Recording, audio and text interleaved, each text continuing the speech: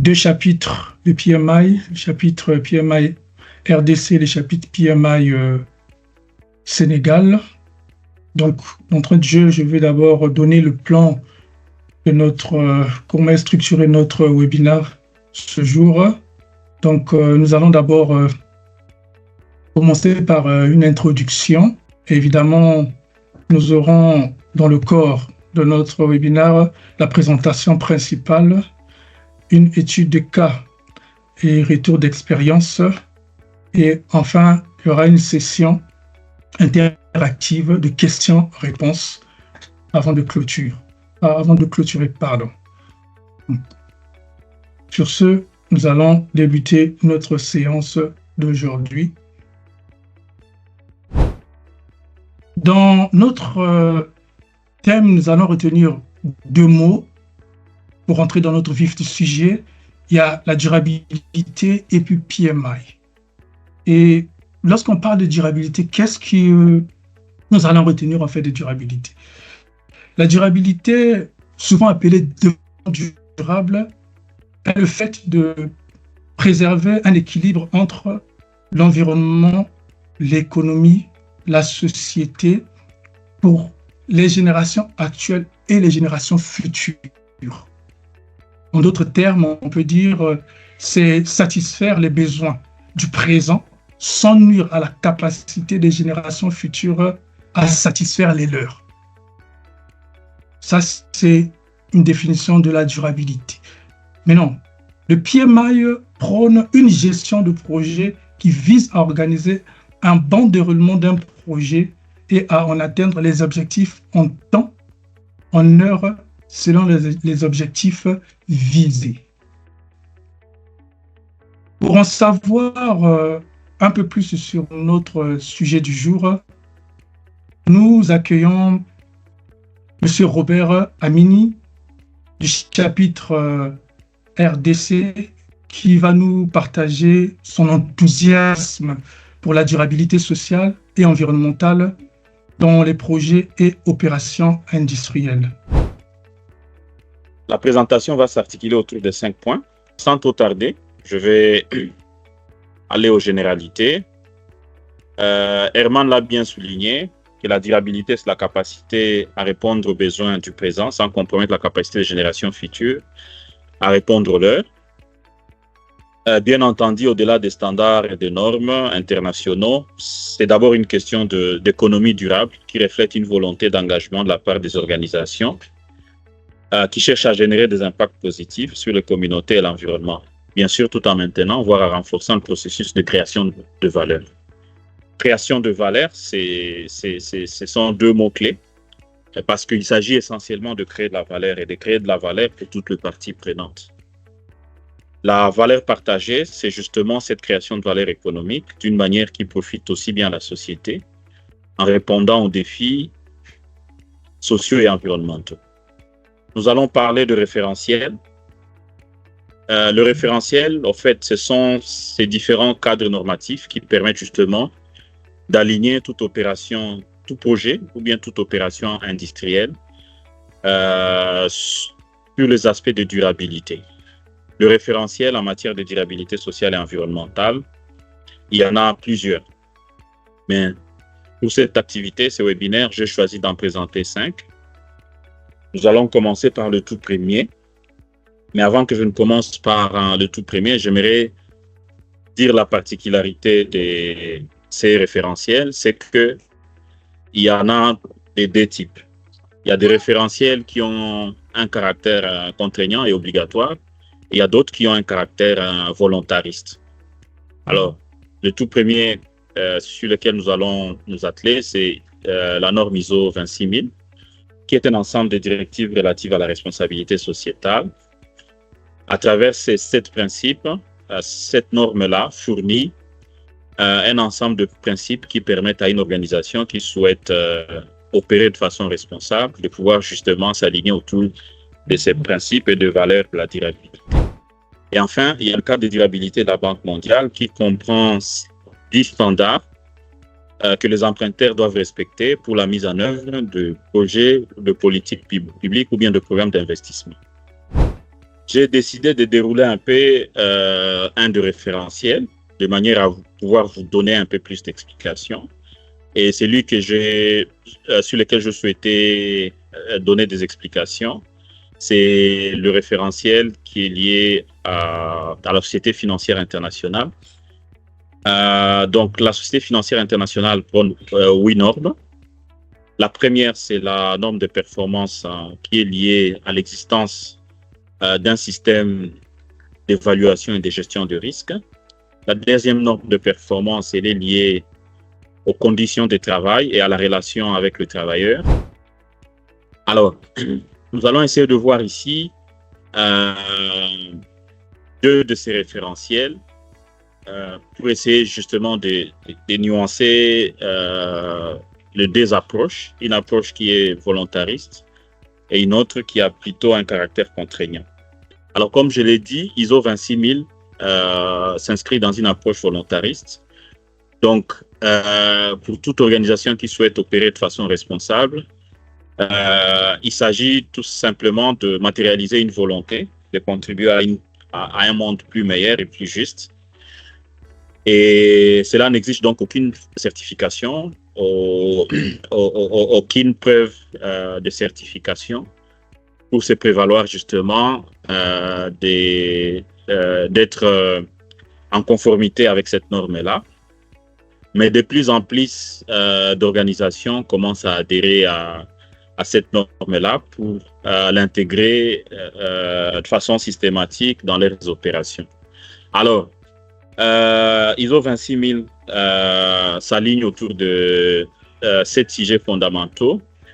Il faudrait dire que ISO 26000 concerne la responsabilité sociétale d'entreprise, qui s'aligne autour de 7 sujets fondamentaux, notamment la gouvernance des organisations, le respect des droits humains, les pratiques de travail et les relations avec le travailleur, l'environnement, la préservation de l'environnement, les pratiques loyales, les questions relatives aux consommateurs, et enfin l'implication et le développement communautaire. Alors, à l'opposé, nous avons ISO 14001, qui est le système de gestion environnementale et sociale. Étant donné que la communauté industrielle a commencé à prendre conscience de l'impact que les opérations avaient sur l'environnement un peu plus tôt que sur le cadre de vie, sur le social. Alors, ce qui fait qu'aujourd'hui, cette norme-là, elle est beaucoup plus structurée, beaucoup plus organisée et elle a un caractère contraignant, voire réglementaire dans certains pays. Et donc, ça commence par une étude du contexte de l'organisation, et donc une désignation d'un leadership fort et visible qui organise son travail autour de la planification, soutenu par des équipes et des ressources matérielles et financières, afin de pouvoir accompagner les opérations pour s'assurer que les performances environnementales et sociales, en tout cas les bonnes performances, sont au rendez-vous dans une approche d'amélioration continue. Alors, peut-être la question que pourrait se poser le participant, c'est de savoir, et PMI dans tout ça, quelle est la part de PMI en tant qu'organisation qui a pris conscience de l'importance d'inscrire ses activités et ses opérations dans une approche de durabilité? Eh bien, PMI n'a pas de standard dédié à la durabilité sociale et environnementale. Cependant, PMI intègre des principes qui sont relatifs à la durabilité sociale et environnementale dans ses directives, et en particulier dans ses directives et guides, et en particulier dans les PMI Book 7. Et donc, il s'agit parmi ces directives de principes pertinents et des domaines de performance liés. Donc, PMI recommande aux promoteurs de projets et aux gestionnaires de projets d'agir de façon responsable sur le plan social et environnemental. PMI recommande une adaptabilité et une résilience pour chaque projet, de façon à soutenir un système durable et résilient. Et enfin, en termes de principes pertinents, PMI s'attarde sur la création de valeur pour toutes les parties prenantes, y compris sur les aspects de durabilité.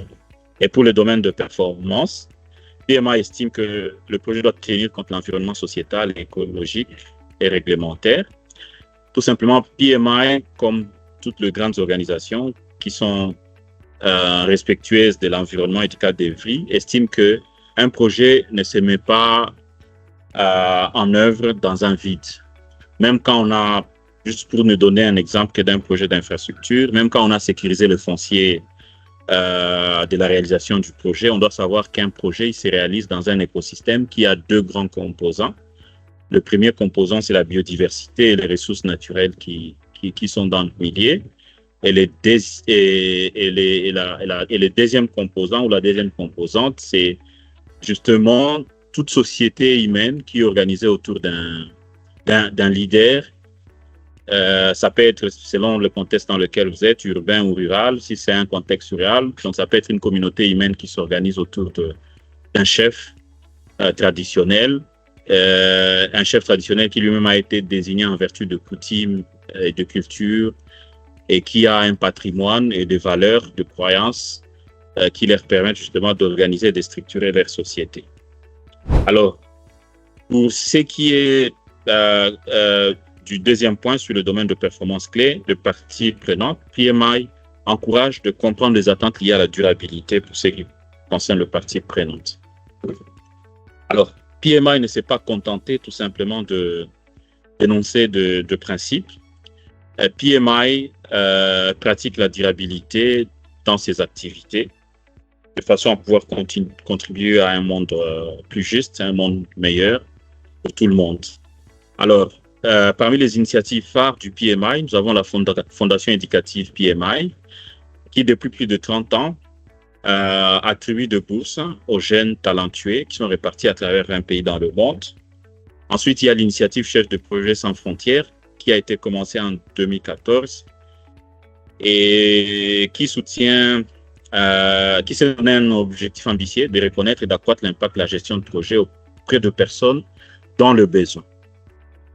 La troisième initiative de PMI en matière de durabilité sociale et environnementale, c'est le Hours for Impact, les heures d'impact, qui est une initiative qui vise à encourager le membre du PMI à consacrer quelques heures de bénévolat pour des actions qui sont orientées gestion de projet, mais avec une particularité, c'est que ces activités doivent être orientées impact social. Et enfin, PMI a mis en place ISG Resource Hub, qui est un centre de ressources en termes de gestion environnementale et sociale, ainsi que la gouvernance, pour mesurer l'impact des initiatives ESG du PMI. Alors, nous allons parler de projet, de la relation qui lie le projet d'investissement et le nombre de performances. Alors, généralement, la prise en compte de la durabilité environnementale et sociale qui est réalisée à travers le nombre de performances c'est fait au regard du cycle de vie de projet. Donc, comme tout projet, il y a une phase préparatoire, il y a la phase d'exécution proprement dite du projet, ainsi que la phase de clôture. Alors, les activités qui se déroulent à la phase préparatoire du projet sont les suivantes. Généralement, tout commence par ce qu'on appelle un screening environnemental et social. Cela est fait justement pour identifier ou classifier le projet en fonction des impacts qu'il va générer. Ça peut être un projet complexe et qui va impacter plus de gens. Ça peut être aussi un projet qui n'est pas complexe ou bien pour lequel les impacts sont minimes. Cette classification va justement permettre de savoir quel niveau d'effort devra être déployé dans la documentation des impacts que peut générer le projet. Ensuite, cette phase finit par l'élaboration d'un plan de gestion environnementale et sociale qui va servir justement lors de la phase de mise en œuvre du projet. Et donc, durant cette phase-là, on commence à mettre en œuvre le plan de gestion environnementale et sociale avec des ressources qui ont été mobilisées. Ensuite, ces plans sont suivis et surveillés pour s'assurer qu'ils restent alignés par rapport à ce qui a été défini. Et c'est justement l'occasion de rester en contact avec le partie prenante parce que c'est au moment où le projet est mis en œuvre que les bénéficiaires ou les communautés impactées le sont vraiment. Et donc, il est important de comprendre au fur et à mesure quel quelle est leur attitude ou bien quelle est leur perception du projet et de comprendre si le projet n'est pas en train de générer de plaintes ou bien si le projet n'est pas en train de perdre une adhésion à sa réussite. Et bien évidemment, il y a des audits ou des revues internes d'amélioration du plan de gestion environnementale et sociale. Alors, tout ça ne peut se mettre en œuvre qu'à travers un système de gestion environnementale et sociale. Et de façon assez simple, nous avons essayé de schématiser un peu comment ça se présenterait. Eh bien, parce que les impacts de personnes, donc les suivants, et cette activité de performance environnementale et sociale est une activité d'interaction entre le projet ou les opérations et les communautés impactées ou bénéficiaires. Et donc, ce système commence par un engagement avec les parties prenantes et il se termine toujours par un engagement avec les parties prenantes. Alors, les parties prenantes se rencontrent, elles échangent, elles s'alignent par rapport à des politiques et des normes, elles évaluent les risques pour trouver des mesures d'atténuation, elles évaluent aussi les opportunités. Et lorsque les opportunités sont là, on les amplifie pour créer encore plus de valeur. Et tout cela se fait à travers un plan de gestion environnementale et sociale qui est suivi, qui est revu et évalué de façon continue. Et on se retrouve tout le temps à revenir vers le partie prenante pour obtenir le maximum d'adhésion et de soutien par rapport au projet. Alors, très souvent, on rencontre dans la pratique beaucoup de responsables d'organisations qui disent que non, les questions de normes de performance environnementale et sociale sont des questions très coûteuses. C'est un luxe que ne peut pas se permettre de petites PME, tout simplement parce que ça demande un budget supplémentaire sans garantie de retour sur investissement. Alors, nous pensons que très souvent c'est lié à la désinformation ou bien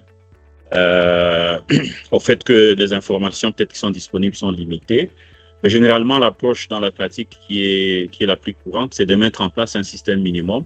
Donc, à ma gauche, ici, vous avez un système, donc les obligations minimales d'un système de gestion sociale qui peut aussi être considéré à quelques exceptions près, qu'il peut en même temps être un système de gestion sociale et environnementale. Donc, vous avez les éléments minimums que vous devez avoir dans le système. Mais maintenant, après, les autres éléments qui sont liés à la durabilité sociale et environnementale, ce sont des éléments qui sont liés au contexte. Et comme tout commence par une évaluation du contexte dans lequel vous opérez, au-delà des éléments obligatoires d'un système minimum, vous pouvez maintenant y rajouter d'autres éléments qui seront liés à votre contexte. Par exemple, une opération qui produit les agrégats, donc une installation industrielle qui produit les agrégats et qui opère par exemple à la périphérie, dans un endroit qui n'est pas habité, où il y a que de la forêt, ne va pas avoir les mêmes éléments qu'une même opération qui opère en pleine agglomération avec des résidents qui sont voisins et qui sont concernés par les impacts que cette activité de concassage des agrégats va générer, notamment du bruit, de la poussière, de la pollution et tout le reste. Et donc, le plus important, c'est de savoir quel est le minimum qu'on peut mettre en place pour justement revendiquer d'être une organisation qui opère de façon responsable et de comprendre le contexte dans lequel on opère pour développer les ressources qu'il faut mobiliser pour prendre en compte tel ou tel autre aspect qui est spécifique à vos opérations. Alors, nous allons parler d'un quatrième point qui concerne la diligence environnementale et sociale raisonnable. Pourquoi nous parlons de cette diligence environnementale, sociale et raisonnable?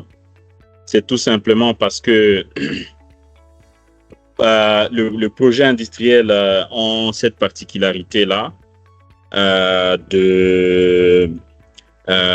d'être gourmands en capitaux, et très souvent ils sont mis en œuvre à travers des emprunts et donc les emprunts sont constitués des épargnes de grosses fortunes du monde, et ces grosses fortunes du monde sont très souvent intéressées à savoir si leur argent sera investi dans de projets ou des opérations qui sont responsables et qui peuvent créer de la valeur pour toutes les parties prenantes indéfiniment. Ça veut dire pour des générations et des générations. Parce qu'il s'agit justement des épargnes et il en va de l'avenir de ces investisseurs-là et de leurs familles.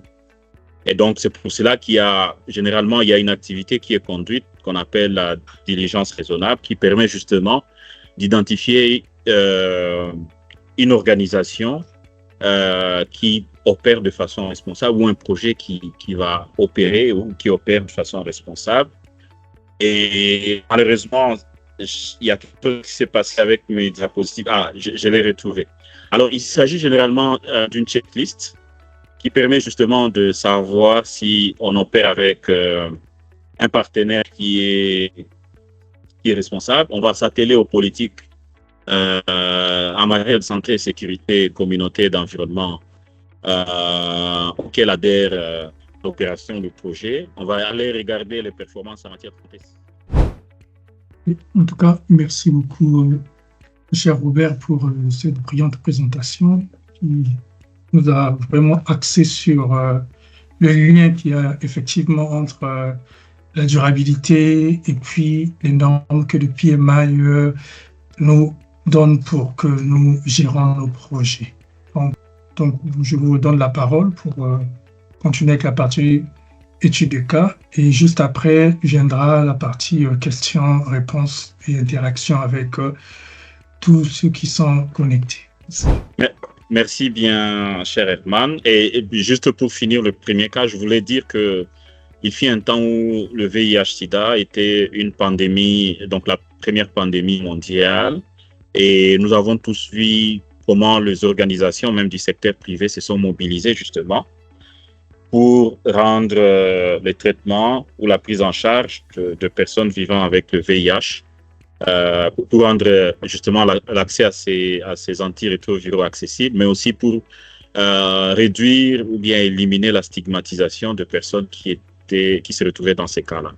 Donc, comme le disait un de collègues avec qui j'ai travaillé, donc la durabilité, ce n'est pas seulement une charge, mais c'est une responsabilité. Du moment où vous voulez vous mettre au-dessus et relever, donc à être à un autre niveau en tant qu'organisation, vous commencez à avoir des problèmes sociétaux, non pas comme de charges, mais comme de responsabilités. Parce que, comme l'a dit Serge, vous êtes une entreprise qui opère dans un milieu où pratiquement l'État est absent et vous avez une main-d'œuvre sur laquelle vous comptez parce que c'est ça votre premier outil de création de valeur. Eh bien, vous mettez en œuvre un programme de ce genre parce que si vous ne le faites pas, qui le fera? Qui d'autre le fera? Donc, c'est une question de responsabilité avant que ce soit une question de coût. Alors, le deuxième exemple, c'est la centrale thermique d'Azito. Donc, c'est une centrale d'Afrique de l'Ouest où nous avons des interruptions intempestives de production. Donc, la centrale a été créée en 1998. Elle fournit 50% d'électricité nationale.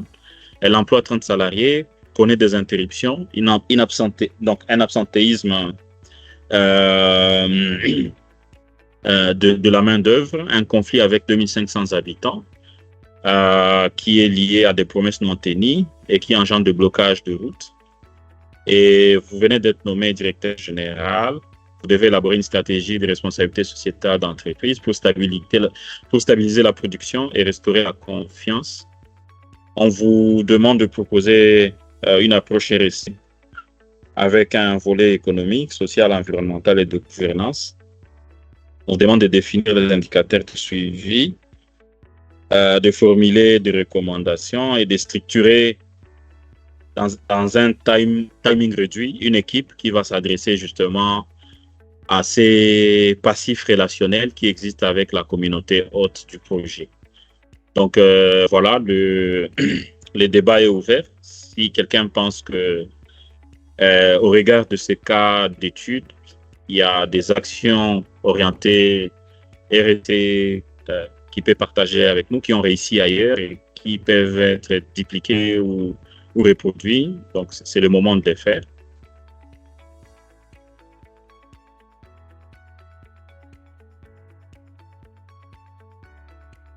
Alors, Donc, Herman, on fait comme on a fait pour le cas précédent. Alors, clairement, on est tout à dans fait, une oui. situation de passif relationnel. On a une opération qui est pratiquement dans une situation où le personnel est démotivé, il est désengagé, pour plusieurs raisons peut-être, parce que la performance sociale et environnementale, mais aussi les conditions de travail et la relation avec la main-d'œuvre. Est-ce que ces salariés, est-ce qu'ils sont écoutés par l'employeur? Est-ce qu'ils ont un syndicat qui représente leurs intérêts? Est-ce qu'ils travaillent dans des conditions qui leur permettent d'atteindre leurs objectifs? Est-ce que est-ce qu'ils sont l'absentéisme est prononcé tout simplement parce que dans la communauté où ils vivent, ils sont stigmatisés pour appartenir à un opérateur qui est perçu déjà comme irresponsable pour le simple fait que cet opérateur, cet exploitant n'a pas tenu ses promesses, ses obligations sociales. Et donc, c'est vraiment une situation délicate pour un dirigeant qui vient de prendre nouvellement un poste dans un contexte comme celui-ci. Et donc, de mesures économiques et sociales qu'on peut envisager et de gouvernance sont nombreuses. Il y a d'abord la première chose, peut-être, ça serait d'écouter les parties prenantes, d'être ouvert parce que quand on a une gouvernance qui est transparente et qui est tournée vers les parties prenantes, on est ouvert, on ouvre un dialogue social. Quand on se retrouve dans un malaise comme celui-là, on écoute les parties prenantes, on définit une feuille de route et on travaille sur les indicateurs pour voir comment est-ce qu'on est en train de s'améliorer. Et puis, il faudrait identifier justement une équipe qui va porter ce challenge avec vous. Ça veut dire un leadership clair, une personne d'une intégrité redoutable et qui a une passion pour le dialogue, pour les situations de conflit collaboration et qui va justement vous permettre de remonter la pente. Et donc, voilà, deux cas comme ça. Aujourd'hui, on parle d'Azito, mais deux cas comme ça, on en connaît avec des projets extractifs, des projets miniers, des projets forestiers, même des projets d'infrastructure qui ont tout simplement été arrêtés parce qu'un passif relationnel n'a pas été résolu. Et peut-être très souvent dans un contexte où l'État est absent, dans des zones lointaines et enclavées, très souvent, ces questions ici ont débordé en des crises sécuritaires. Donc, une question qui était à la base une question communautaire, elle peut escalader jusqu'à devenir une question sécuritaire. Et là, ça devient encore plus grave parce que le déficit de confiance entre le bénéficiaire ou les personnes impactées est tellement, l'écart est tellement grand qu'il n'y a plus rien à faire. Alors, il n'y a pas de partage d'expérience, on va passer au troisième et au dernier cas, avant que je ne puisse clore mon propos.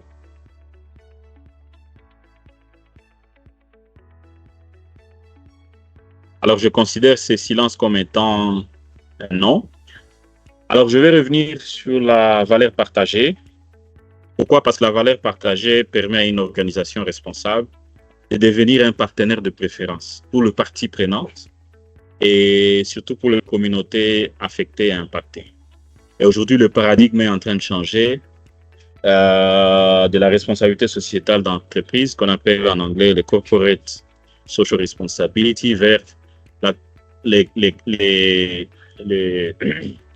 la création de la valeur partagée. Create shared value. Que nous allons passer à la partie questions-réponses. Donc, il y a eu une première question sur le chat que j'ai vu ici là. C'est Aloun Badara qui a posé la question. Donc, la question c'est comment les résistances des communautés, lobbies et autres groupes de pression sont-elles prises en compte? Donc, c'est la première question qui est dans le chat. Donc, je peux répondre au fur et à mesure. Alors, s'il vous plaît, je peux savoir encore le nom de la personne qui a posé la question? La personne qui a posé la question, c'est Aloun Badara. Ok, donc il voulait savoir, si j'ai bien compris, comment est-ce que la résistance et les préoccupations de communauté sont prises en compte dans une approche de durabilité sociale et environnementale, c'est ça? Oui, c'est ça. Alors, très souvent, un projet, lorsqu'il rencontre la résistance, et ça, je parle sous le contrôle de tous les professionnels, les experts qui ont rejoint le webinaire. Et là, je parlerai de mon expérience. Donc, la résistance vient souvent du fait que la phase préparatoire n'a pas été justement bien préparée, bien ficelée.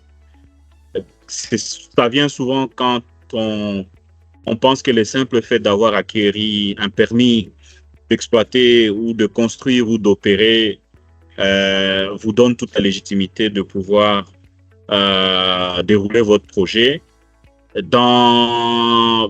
Si on veut rester très formaliste, hein, un permis, il vous donne une certaine légitimité légale. Par contre,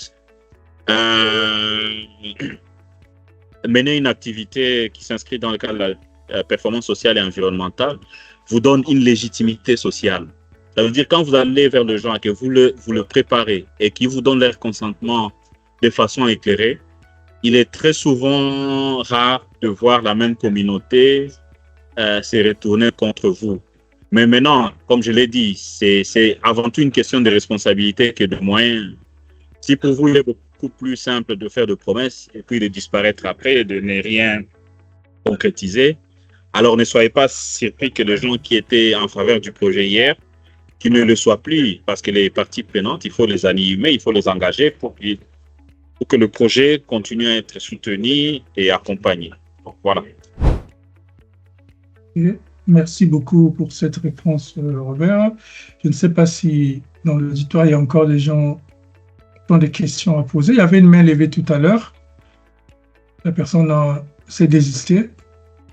Oui, Monsieur Christian Tibundu, vous avez la parole. Ok, merci beaucoup pour la parole accordée. Je m'appelle Christian Tibundu, je suis congolais de la RDC, résident dans le Lualaba, Kolwezi. Moi, j'ai un cas que je voudrais trouver peut-être une solution ou bien qu'on puisse proposer des pistes de solutions.